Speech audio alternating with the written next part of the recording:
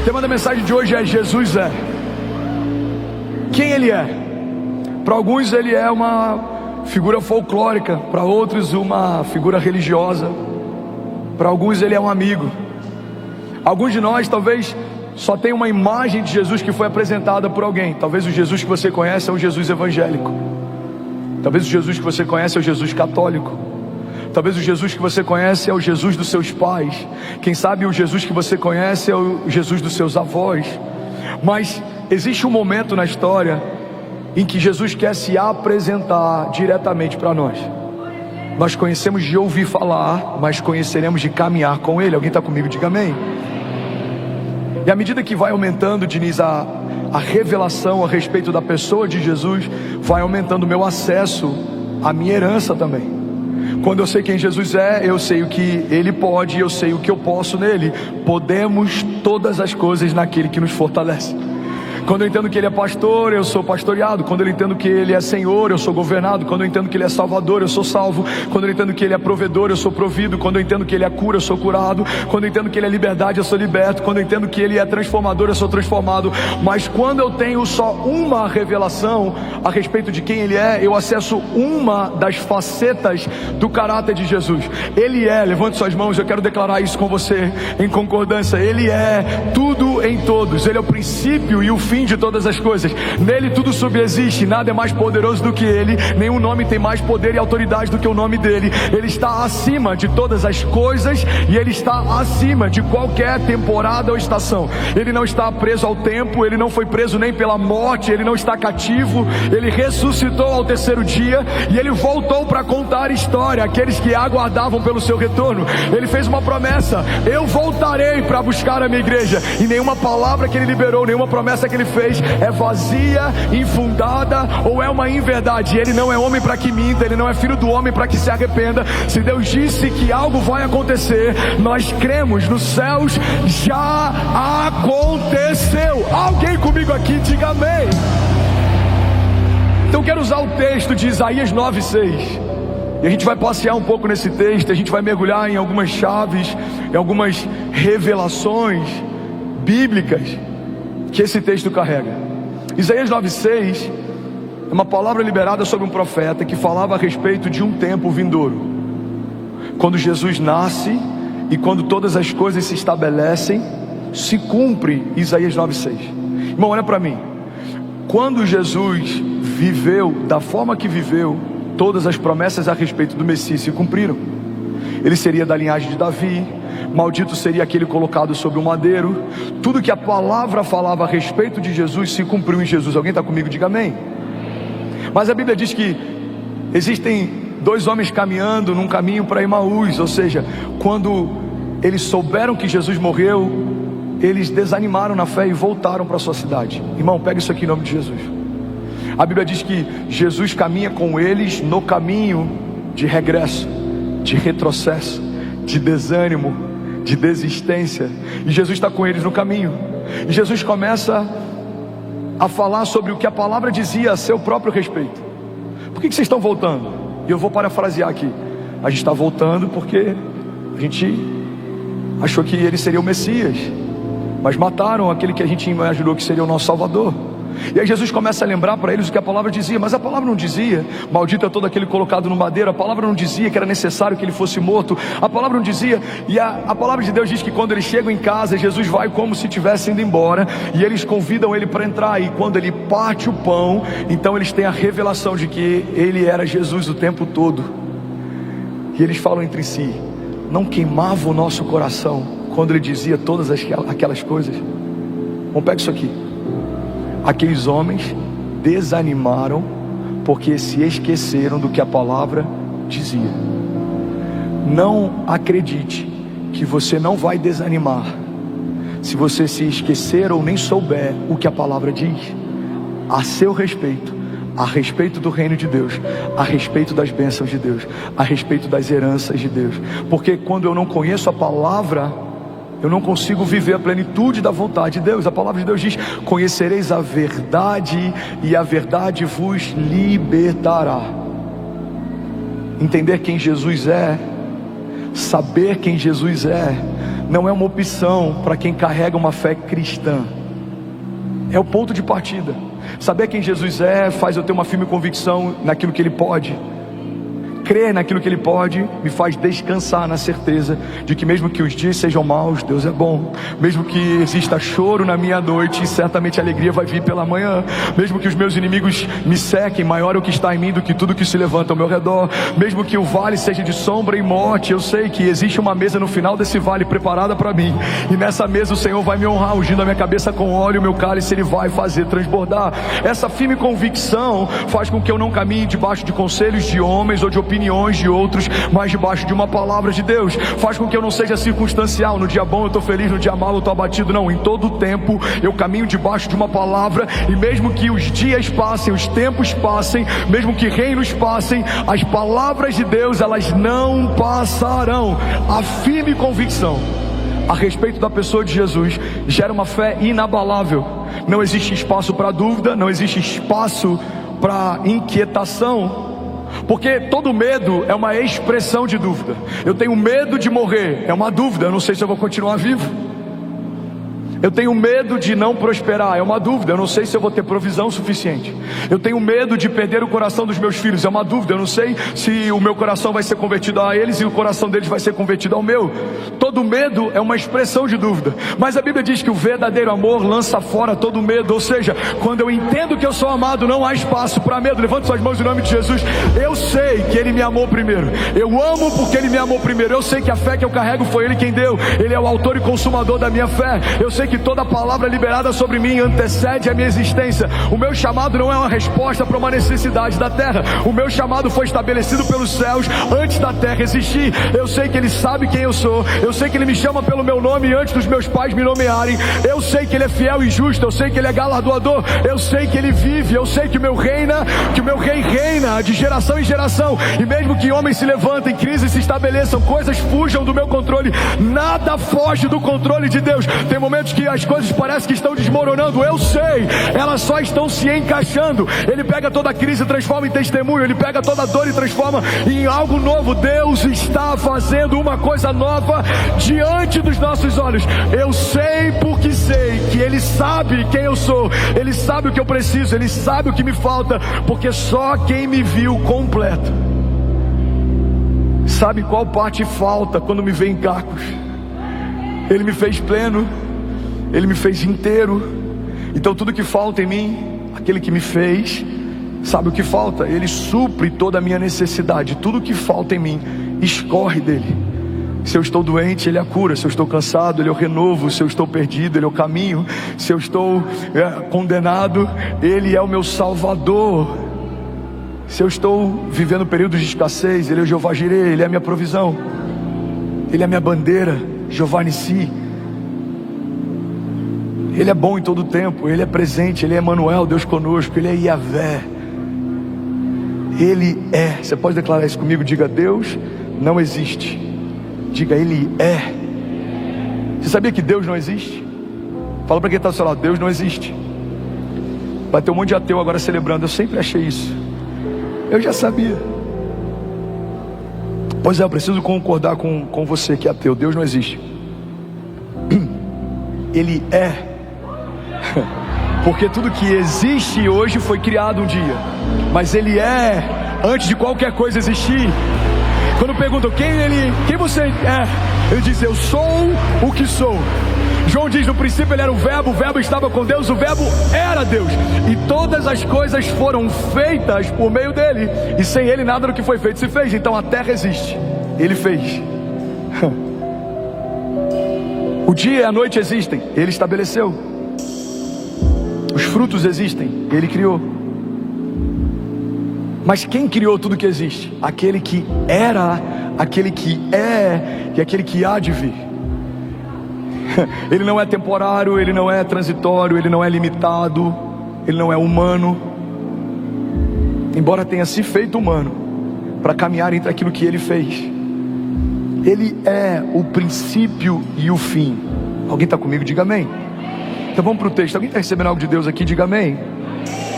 Isaías 9,6 diz: porque um menino nos nasceu, um filho nos foi dado, e o governo está sobre os seus ombros.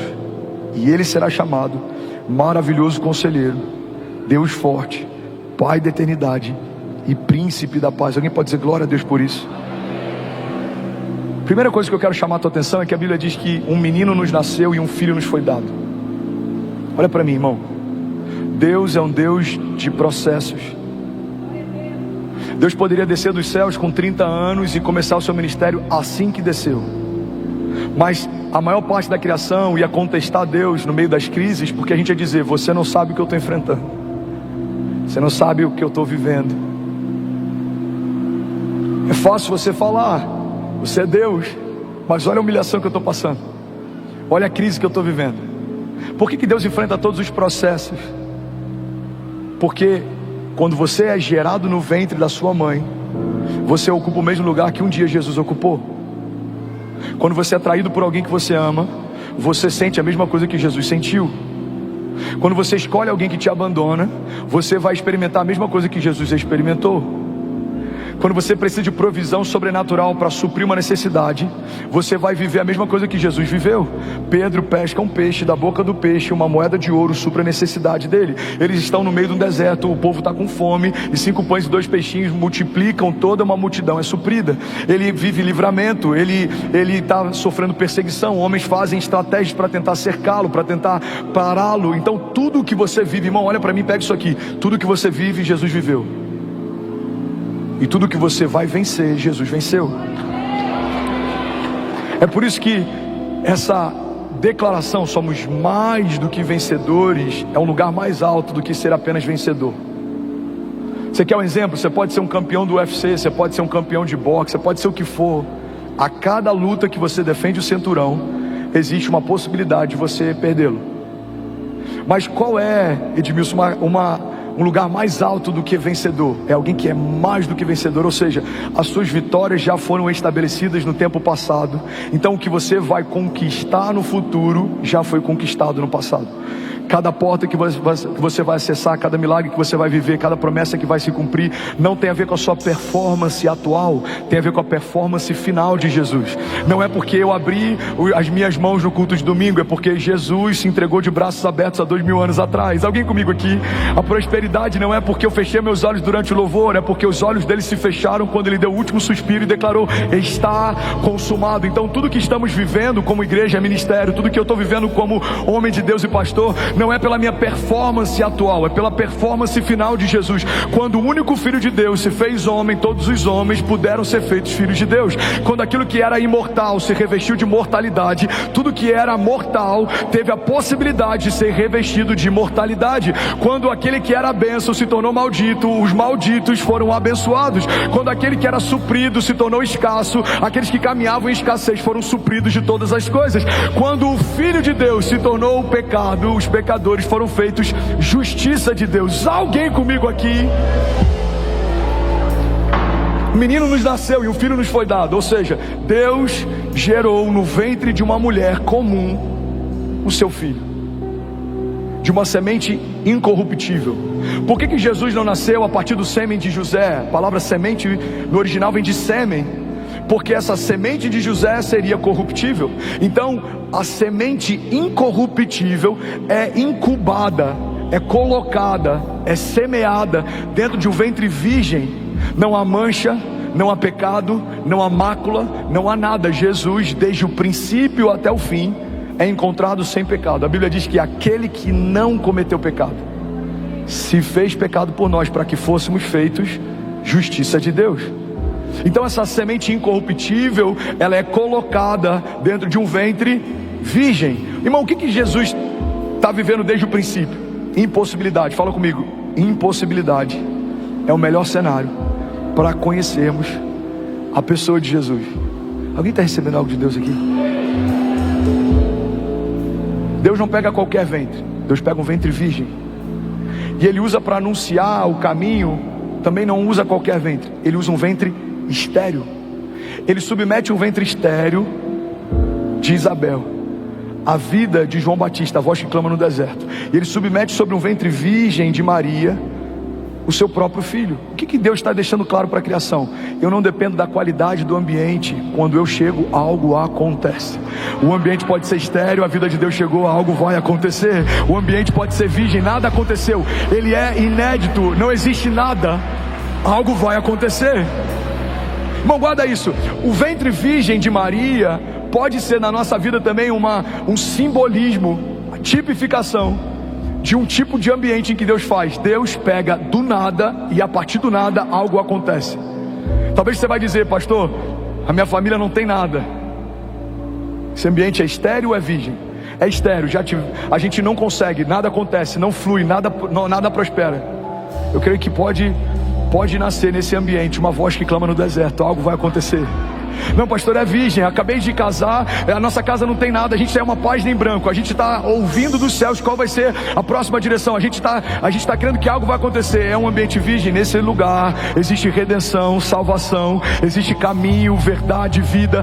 Deus não depende da qualidade do ambiente. Deus pode pegar a pessoa mais improvável, do jeito mais improvável, no momento mais improvável, e elevar a posição mais alta. Foi assim com Saulo. Saulo está no caminho de Damasco, é um perseguidor ferrenho da igreja, mas quando ele é encontrado por Deus no meio do caminho, Deus muda o destino, Deus muda o nome, Deus muda a forma como ele se move. Aquele que antes fechava igrejas, agora está plantando igrejas. Aquele que antes perseguia cristãos, agora tem as maiores revelações do Evangelho de Jesus e da graça de Deus na nova aliança e no Novo Testamento. Irmão, levante suas mãos, deixa eu profetizar sobre alguém. Não importa a forma e o lugar que Deus te encontrou, o lugar do seu encontro não é o lugar do seu destino. Deus te encontrou perdido, caído, ferido, quase morto, mas há uma palavra dele sobre você. Você e a sua casa não são quem eram, não vão viver o que viviam, porque Deus está fazendo uma coisa nova. Está sendo gerado dentro de você a própria vida de Deus, e a palavra de Deus nos garante que maior é o que está em nós do que tudo que se levanta ao nosso redor. Você e a sua casa viverão a expressão da bondade de Deus, e vocês verão cenários estéreis e cenários virgens, coisas que não poderiam acontecer, não daria para acontecer, acontecerão em nome de Jesus. Se alguém crê nisso, diga amém. Você pode dar um brado de liberdade no seu lugar.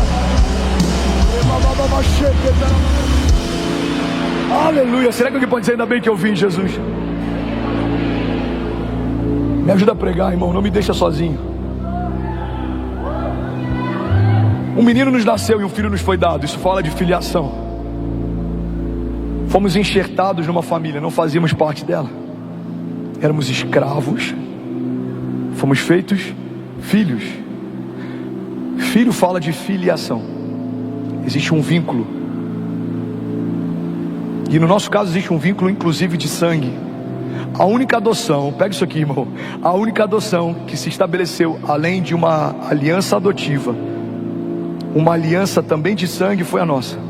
Você foi adotado, mas além de aceito, você se tornou parte do mesmo sangue. Você tem noção do que é alguém adotar um filho e anos depois você fazer um exame de DNA e o sangue que está correndo nas veias dele é o seu sangue?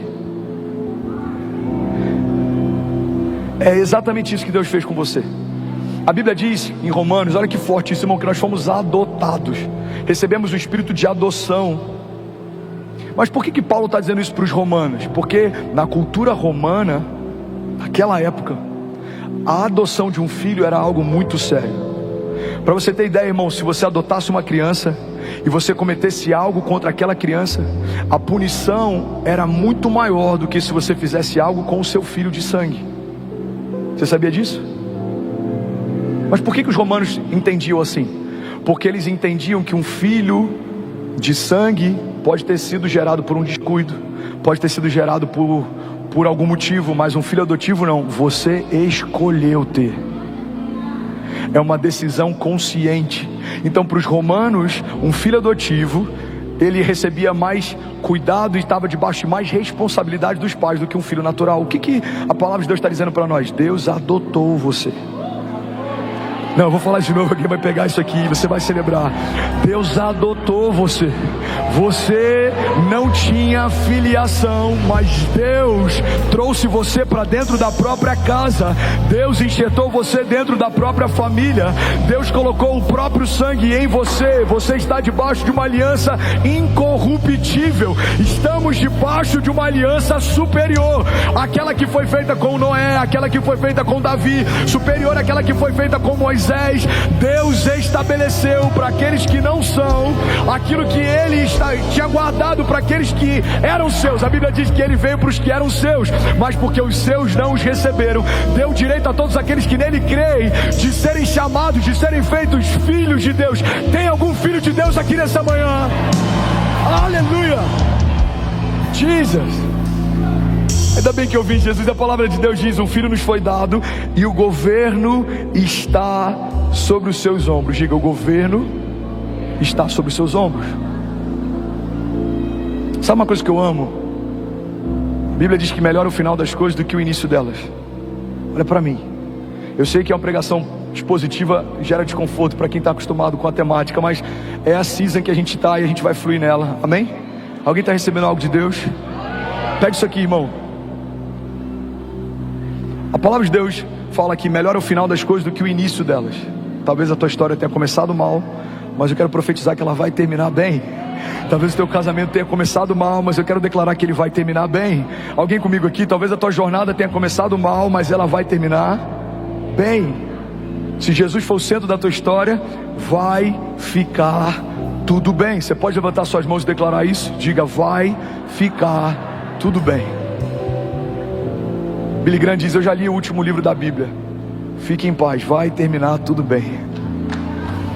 Agora, olha como é que são os processos de Deus. A Bíblia diz que o governo está sobre os seus ombros. O governo está sobre os ombros de Jesus, mas no final da história a Bíblia diz que todas as coisas foram colocadas debaixo dos seus pés. Ele começa com o governo sobre os ombros, ele termina com todas as coisas debaixo dos seus pés. Eu vou falar de novo e alguém vai pegar isso daqui. Deus colocou em você governo e autoridade para governar tempestades, para governar em meio a tribulações. E por mais que algumas coisas se levantem, irmão, vai chegar um momento em que todas as coisas serão colocadas debaixo dos nossos pés. Levante as suas mãos em nome de Jesus, e a cada palavra que eu declarar, eu quero que você declare e diga: debaixo dos meus pés. Vocês estão preparados? Então levante suas mãos, feche teus olhos. Depressão e pensamentos de morte. Vamos, alguém aqui? Divórcio e quebra de alianças. Escassez e todo pensamento e mentalidade de falta. Vamos, alguém aqui? Toda frieza ou cansaço, desânimo e abatimento espiritual. Toda arma forjada contra você, toda palavra maldita liberada contra você, toda obra de feitiçaria feita contra você, toda palavra maldita liberada em juízo contra os seus, tudo que se levanta, tudo que te cerca, toda tribulação, toda retaliação, toda tempestade, todo deserto, todo gigante. Vamos, levante suas mãos e diga: Deus estabeleceu sobre a sua igreja governo e autoridade para governar circunstâncias e estações.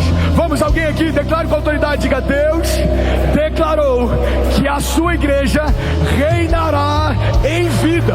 Diga: reinaremos, governaremos, avançaremos, prosperaremos, e as portas do inferno não prevalecerão contra nós. Você pode dar um prato de liberdade no seu lugar. Aleluia. Aleluia. Aleluia. Alguém feliz com Jesus ainda? Eu não sei você, mas eu já estaria de pé em alguns momentos dessa palavra. Ainda bem que eu vi Jesus. A palavra de Deus diz: porque um menino nos nasceu, um filho nos foi dado, e o governo está sobre os seus ombros. E aqui vem a primeira chave: ele será chamado Maravilhoso Conselheiro. Fala comigo: ele será chamado Maravilhoso Conselheiro. Irmão, olha para mim e guarda isso em nome de Jesus. Tem muita gente chamando de silêncio de Deus o que Deus chama de falta de intimidade.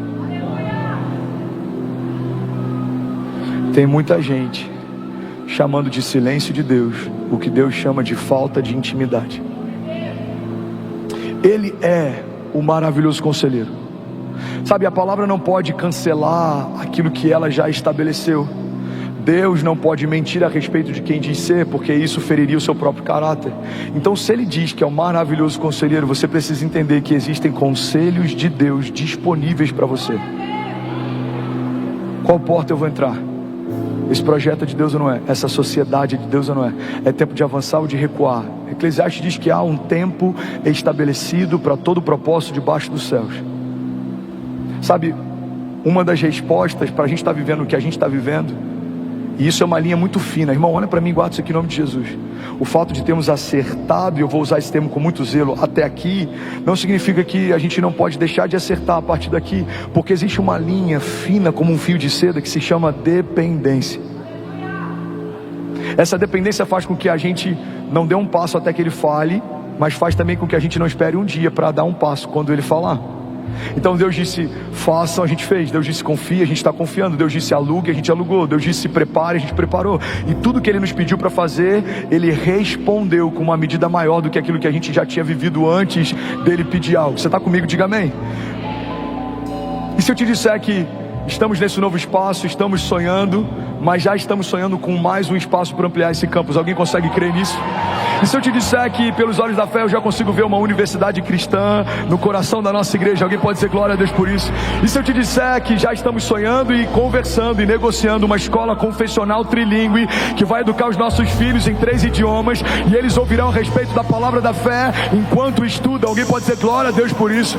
E se eu te disser que muitas conferências que profetizamos há um ano atrás que elas viriam aqui, já estamos conversando e as datas estão sendo fechadas e nós sediaremos conferências de avivamento internacional? Alguém pode dizer glória a Deus por isso? E se eu te disser que nações já estão conversando a respeito daquilo que Deus está fazendo e que aquilo que profetizamos nesse ano, tudo que era grande demais vai se tornar pequeno, já está acontecendo? Será que alguém pode dizer glória a Deus por isso? Será que você pode celebrar Jesus no seu lugar? Aleluia, aleluia, aleluia. Mas como é possível, pastor, entrar debaixo dessa convergência? O que é convergência, pastor? Convergência é você se tornar quem nasceu para ser e você está onde Deus te chamou para estar. Como é possível? Ouvindo o maravilhoso conselheiro. Ele diz comprem, comprem. Ele diz vendam, vendam. Ele diz façam, façam. Ele diz doem, doem. Ele diz parem, parem. Ele diz avancem, avancem. Sabe qual é o nosso problema? Às vezes a gente permanece em lugares que a gente deveria passar e a gente passa por lugares que a gente deveria permanecer. A palavra de Deus diz que Jesus está dormindo numa tempestade e os discípulos estão desesperados. Jesus dorme e os discípulos se desesperam. Você está comigo? Mas a Bíblia diz que nos momentos finais de Jesus, Malaco, olha isso aqui que forte. Jesus está angustiado. A Bíblia diz que ele sente uma angústia mortal, ele transpira sangue. E ele pede para os discípulos que os discípulos orem. E quando ele retorna, os discípulos estão dormindo. Quando Jesus fala para descansar, eles se desesperam. Quando Jesus fala para eles clamarem, eles dormem. Irmão, o que vai definir a medida e a velocidade da sua jornada de fé é o quão alinhado você está com os batimentos do coração de Jesus. A palavra concordância no original vem de concordes. A etimologia da palavra concordância é concordes, ou seja, corações alinhados. A palavra discordância vem de discordes, corações desalinhados, desconectados. Quando a palavra nos aconselha a caminhar em concordância, é porque a única forma de você viver a plenitude da vontade de Deus é o seu coração batendo na frequência do coração de Deus. Eu sei o que Ele me pede, eu sei o que Ele espera, eu sei o que Ele preparou, eu sei o que Ele está fazendo. Você já viu alguém que vive 10 anos em um? Você já viu pessoas que estão debaixo de uma estação de aceleração? Significa que alguém ouviu dos céus algo e está se movendo debaixo do que ouviu. Agora, isso não é uma garantia que você vai viver assim para sempre. A gente conhece homens de Deus e ministérios que por um período foram acelerados e por um momento eles estagnaram. Por quê? Porque às vezes a gente aprende um modus operandi para uma estação e a gente quer caminhar debaixo desse modus operandi perante a vida inteira. Mas não é assim que os céus trabalham. Se você não estiver debaixo da coluna, vai ter algum momento que os céus se moveram, as nuvens se foram e você ficou para trás, porque você prefere fazer o que Deus te ensinou no passado. Mas Deus não está preso a um tempo. Existem linguagens de Deus, existem formas de Deus, existem movimentos de Deus, que eles são cíclicos. Existe uma janela, e essa janela se abre, mas essa janela também se fecha. E para você viver debaixo dessa aceleração constante, para você viver de glória em glória, de mover em mover, de romper em romper, você precisa acessar os conselhos do maravilhoso conselheiro. Você vai discernir tempos e estações. A Bíblia diz que o sábio discerne a todos, e por ninguém ele é discernido. A Bíblia diz que o sábio discerne o tempo e o modo de todas as coisas. Ele entende como fazer e quando fazer. Eu quero abençoar e profetizar sobre alguém aqui. Levante suas mãos. Eu declaro em nome de Jesus sobre você um espírito de sabedoria. Você não vai viver debaixo de opinião de homens. Você não vai depender de indicativos naturais. Alguém pode te dizer: olha, a previsão do tempo é chuva, mas eu creio que em alguns momentos nós clamaremos e veremos os céus se abrindo, porque Deus recebeu o nosso clamor. O indicativo financeiro vai dizer: não invista, não é momento para isso. Mas alguém aqui vai receber de Deus uma palavra: coloca todo o teu recurso nesse projeto, e você vai colocar e ele vai prosperar, porque você não se moveu por um indicativo de homens, mas você se moveu por uma palavra de Deus. Em alguns momentos os indicativos dirão: o tempo é de crise, você vai viver em paz. Os indicativos dirão: o tempo é de escassez, você vai transbordar e prosperar como nunca antes, porque aqueles que caminham debaixo da mão de Deus e do conselho que sai da boca dele são como aqueles que não confiam em carros ou em cavalos, mas confiam no poderoso eu sou. Deus disse que vai acontecer, nós cremos, já aconteceu. Você pode dar um brado de liberdade no seu lugar. Aleluia. Alguém feliz com Jesus ainda? Diga amém. Jesus. Segunda característica de Jesus. Fala comigo, ele é o Deus forte. Irmão, isso aqui é muito poderoso, olha para mim. Ele é o Deus forte.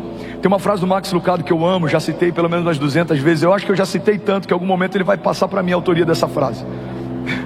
Talvez nem ele se lembre de ter falado isso. Quem sabe em algum momento Deus conecte a gente e no almoço eu fale sobre, e ele fala: muito boa essa frase. Vou falar para ele: pode usar no seu livro. Ele diz: se olharmos para os nossos gigantes, tropeçaremos, mas se olharmos para o nosso Deus, os nossos gigantes tropeçarão. A sua perspectiva, se for para Jesus, você pode fazer melhor. Sua perspectiva define muito a respeito da sua visão de mundo. Você vai para o aeroporto, você olha de perto no embarque, o avião é gigante. Você olha depois que ele decola, o avião é minúsculo. Você olha depois que ele está bem distante, ele é quase imperceptível. Ele é grande ou pequeno dependendo do lugar que a gente olha para ele. Todo ponto de vista é a vista de um ponto.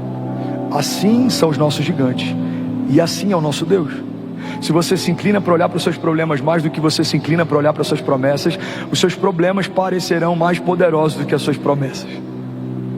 Você quer um exemplo disso? Começamos os nossos dias muitas vezes acessando os noticiários, mas poucas vezes acessando um devocional. A gente ouve o que a notícia do dia fala, mas a gente não acessa o que a boa notícia já falou há milhares de anos atrás. Então o jornalista diz: existe um caos hoje na nação, mas a palavra de Deus está dizendo: toda a terra está cheia da glória de Deus. Se eu só olho o noticiário e eu nunca olho a palavra de Deus, os problemas de hoje vão parecer mais poderosos do que as promessas de ontem. Alguém está comigo? Pastor, então você está dizendo que eu tenho que me alienar? Não, não é isso. Corta isso aqui. Mas você tem que definir bem o lugar de influência que cada coisa tem. Bill Johnson diz que a fé não é negligência do problema, mas é não dar ao problema um lugar de influência dentro da nossa história. O problema continua sendo problema, mas ele não define o que eu vou viver. A doença continua sendo doença, mas ela não é a palavra final sobre a minha vida. A crise continua sendo crise, mas eu sei que os pensamentos que Deus tem a meu respeito são pensamentos de paz e não de mal, para me dar o fim que eu desejo. Então, irmão, o povo de Deus não deve ser alienado. Mas vivermos só olhando para os problemas e não para as promessas já é uma forma de alienação. Já ouviu falar de alienação parental? É quando um dos pais gera uma influência sobre o filho a ponto de deturpar coisas. A gente acreditou e a gente comprou isso. Guarda isso aqui em nome de Jesus. O mundo criou uma mentira de que sermos crentes, sermos povo de Deus, isso é uma alienação. Mas se existe uma alienação de verdade, é você estar dentro da casa de Deus e não pensar como um homem de Deus, e não se mover como um filho de Deus, e não acessar a herança de Deus, e não viver as promessas de Deus, porque você, eu vou botar entre aspas, mudou de lado, mas continua olhando para fora. Você faz parte de um reino eterno, mas continua se movendo por um reino passageiro. Você faz parte de um povo eleito, mas você continua olhando para fora a partir de uma perspectiva natural. Irmão, olha para mim, alguém está recebendo algo de Deus aqui? Não faz sentido estarmos debaixo de uma nova aliança, mas nos movemos como se estivéssemos na antiga aliança. Você está debaixo de uma nova aliança. E o que essa nova aliança te tornou? Te tornou mais do que vencedor. Te tornou rei e sacerdote. Você ministra diante de Deus. Você tem acesso à presença de Deus. Você carrega a vida de Deus. Você fala em nome de Deus. Você liga e desliga na terra e nos céus. Você profetiza, libera palavras e elas se cumprem. Você toca enfermos e eles são curados. Você ora por cativos e eles são libertos. A palavra de Deus diz: o Senhor me ungiu para anunciar o seu ano aceitável. O que era o ano aceitável do Senhor? Era o jubileu, quando 7 ciclos de 7 anos se completavam. Todos os escravos eram libertos, todas as dívidas eram perdoadas e todas as terras voltavam para o seu dono de origem. O que a palavra está dizendo é: o Senhor nos ungiu para declarar aos cativos a liberdade. A sua dívida foi paga, as algemas foram quebradas, você não é mais cativo, as cadeias se romperam. Se Cristo nos libertou, verdadeiramente somos livres. Qual é a boa notícia que nós temos para os enfermos? Isaías 53 declara: certamente Ele levou sobre si as nossas doenças e enfermidades, e o castigo que nos trouxe a paz estava sobre Ele, pelas suas pisaduras nós fomos sarados. As terras voltam ao lugar de origem, aonde você colocar a planta dos seus pés, abençoado será. Pede-me e eu te darei nações por herança e os confins da terra como a sua propriedade. Ei, eu vim aqui debaixo da unção do Senhor nessa manhã para declarar que o ano aceitável dele já está estabelecido. Não há condenação, não há jugo, não há peso, não há juízo, não há correntes ou cadeias, não há principados ou potestades, não há anjos ou demônios, não há nada nos céus ou debaixo dos céus, não há nada na terra ou debaixo da terra, não há nada no presente nem no porvir, não há altura nem profundidade, não há nada na criação capaz de nos separar do amor de Deus que está em Cristo Jesus. Alguém crê nisso aqui, pelo amor de Deus? Ele é um Deus forte, fala comigo, Ele é um Deus forte. Salmos 46:1 diz: Deus é o nosso refúgio e fortaleza, Ele é auxílio presente na adversidade, por isso não temeremos, embora a terra trema e os montes afundem no coração do mar, embora estrondem as suas águas turbulentas e os montes sejam sacudidos pela sua fúria. Há um rio cujos canais alegram a cidade de Deus, o santo lugar onde habita o Altíssimo. Deus nela está e ela não será abalada. Deus vem no seu auxílio desde o romper da manhã. Nações se agitam, reinos se abalam, mas Ele ergue a sua voz e toda a terra se derrete. O Senhor dos exércitos está conosco. O Deus de Jacó é a nossa torre segura. Alguém pode dizer glória a Deus por isso? Pastor, o que a palavra diz a respeito de Jesus? Me fala um pouco mais. Talvez seja novo para alguém, ou talvez alguém aqui tenha esquecido. Eu não lembro quem é o autor, mas tem um autor francês que ele dizia que nada do que a gente fale no púlpito é algo novo. A nossa função é só relembrar aquilo que a gente jamais poderia esquecer. Talvez para alguém aqui o que eu vou falar você já sabia, mas se esqueceu. Talvez era um conhecimento que você tinha e se esvaiu. Talvez era uma convicção que você carregava e ela se perdeu. Eu não sei se é novo para você ou se Deus está relembrando você, mas eu quero liberar sobre você o que a palavra de Deus diz sobre Jesus. Você está comigo? Diga amém. Mateus 28:18 diz que Ele tem todo o poder no céu e na terra. A palavra de Deus diz que por meio dele tudo que existe veio à existência. João 1:3 diz: todas as coisas foram feitas por intermédio dele, e sem ele nada do que existe teria sido feito. A palavra de Deus também diz que é por Ele que são mantidas todas as coisas. Hebreus 1:3, o Filho é o resplendor da glória de Deus e a expressão exata do seu ser, sustentando todas as coisas por meio da sua palavra poderosa. Depois de ter realizado a purificação dos pecados, Ele se assentou à direita da majestade de Deus nas alturas. Alguém pode dizer glória a Deus por isso? A Bíblia diz que Ele tem as chaves do inferno e da morte. Apocalipse 1:18 diz: eu sou aquele que vive, estive morto, mas agora estou vivo para todo sempre, e eu tenho as chaves da morte e do Hades. Eu vou lembrar para alguém aqui, você vai celebrar no seu lugar. Ao terceiro dia Ele ressuscitou. Aleluia, aleluia. A Bíblia diz em Colossenses 2:15 que Ele despojou as autoridades e poderes malignos, fazendo de todos eles um espetáculo público, triunfando sobre eles na cruz do Calvário. A palavra de Deus também diz que a morte não pôde retê-lo. Deus o ressuscitou dos mortos, Atos 2:24. Mas Deus ressuscitou dos mortos, rompendo os laços da morte, porque era impossível que a morte o retivesse. Recebe isso em nome de Jesus. Todo laço de morte, tudo que te paralisava, tudo que te amedrontava, sejam pensamentos de morte, sejam palavras de morte, ou seja a morte sobre aquilo que Deus te entregou.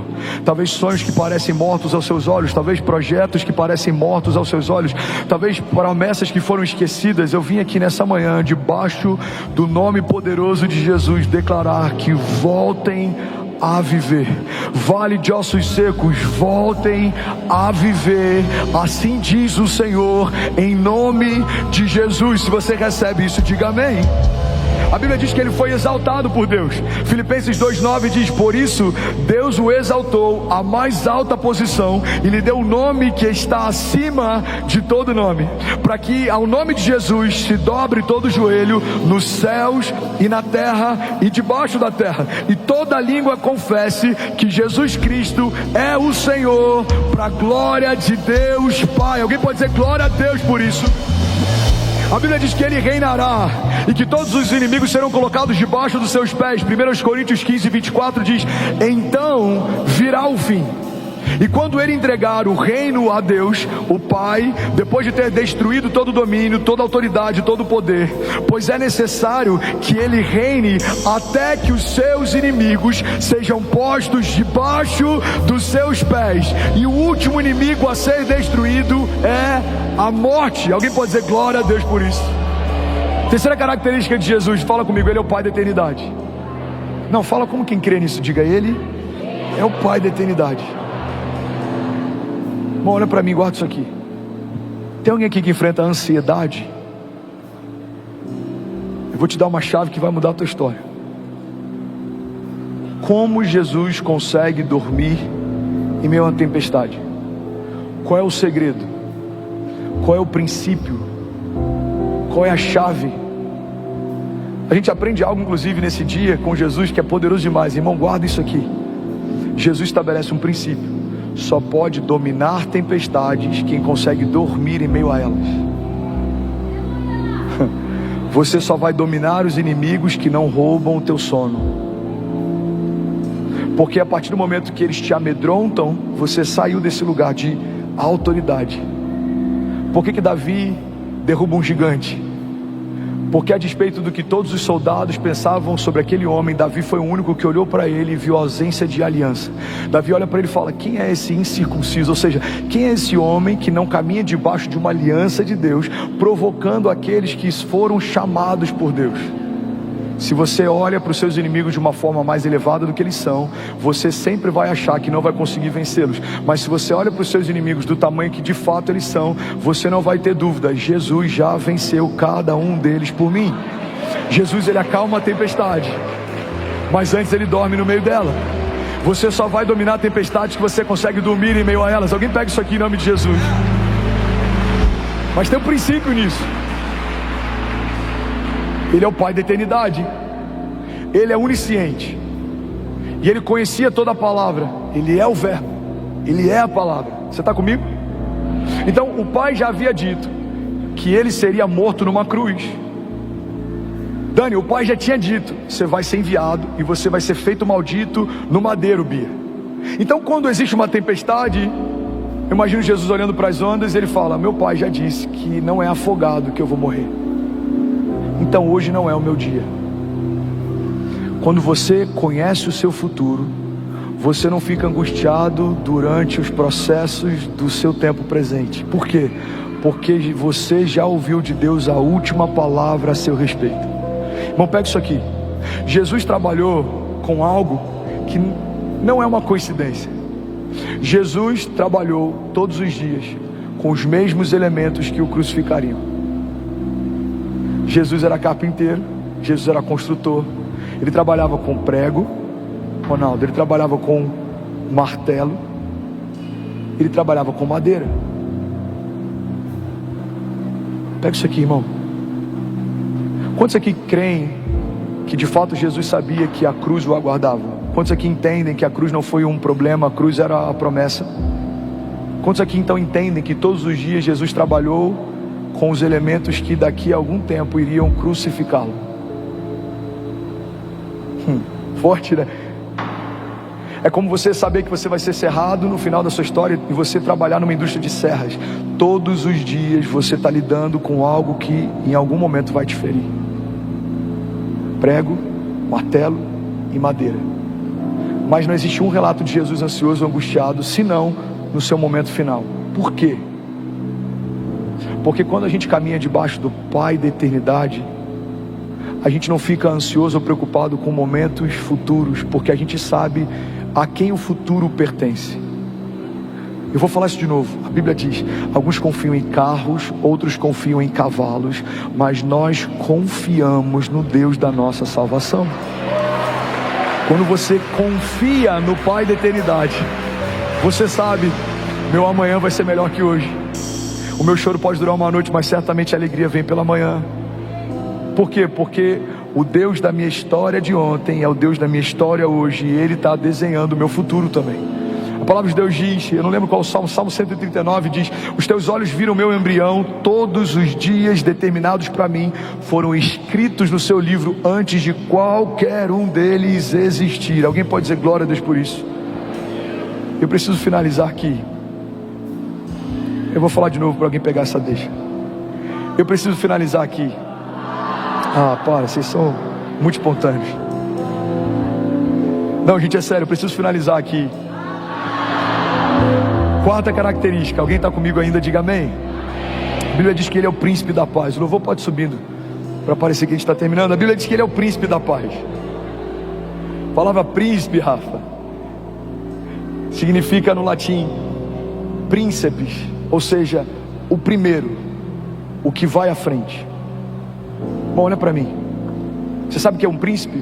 É alguém que se antecipa, é alguém que é primícia em algo, é alguém que é a primeira parte, é alguém que vai à frente.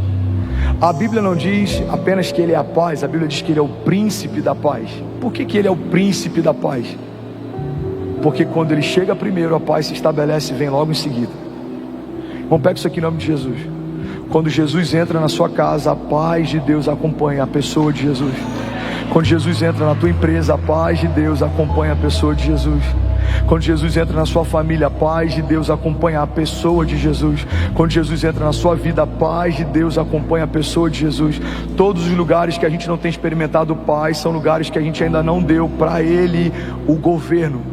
É impossível entregarmos para Ele o governo de alguma área e essa área não ser repleta de paz. Agora tem uma chave aqui, alguém quer pegar? Diga amém. Bill Johnson diz que para experimentarmos a paz que excede o entendimento, a gente precisa abrir mão do direito de entender. Vou falar de novo. Para você experimentar a paz que excede o entendimento, você vai precisar abrir mão do direito de entender. Tem áreas que a gente não consegue viver em paz, porque a gente ainda quer entender tudo, como vai ser, de que forma vai ser, e isso consome você. Como vai ser, de que forma vai acontecer, a porta vai se abrir, será que o contrato vai assinar, irmão? A palavra de Deus diz: eu bem sei os pensamentos que tem a vosso respeito, diz o Senhor. Recebe isso em nome de Jesus. pensamentos de paz e não de mal, para te dar o fim que você deseja. A palavra de Deus diz: eu sei os pensamentos que eu tenho a vosso respeito. Irmão, Ele é o príncipe da paz. E a gente vai terminar esse culto, eu quero ministrar a paz de Deus sobre você. E a gente vai receber testemunhos nos próximos dias de pessoas que venceram a ansiedade, pessoas que venceram a depressão, pessoas que estão dormindo como nunca antes. Alguém recebe isso aqui em nome de Jesus? Deus vai inundar a tua mente com paz. Deus vai inundar a tua casa com paz. Deus vai inundar os teus negócios com paz.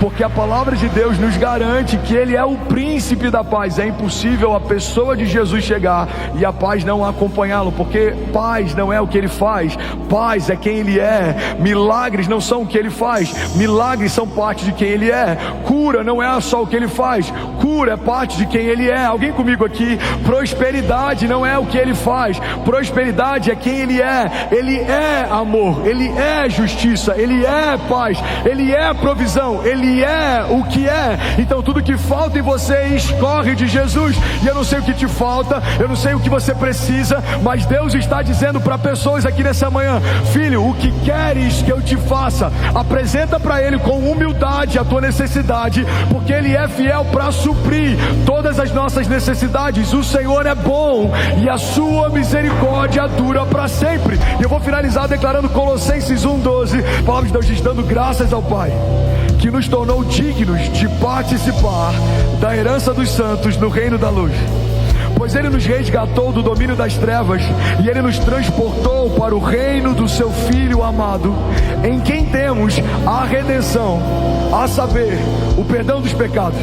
Ele é a imagem do Deus invisível, Ele é o primogênito de toda a criação, pois nele foram criadas todas as coisas, nos céus e na terra, as visíveis e as invisíveis, sejam tronos ou soberanias, sejam poderes ou autoridades.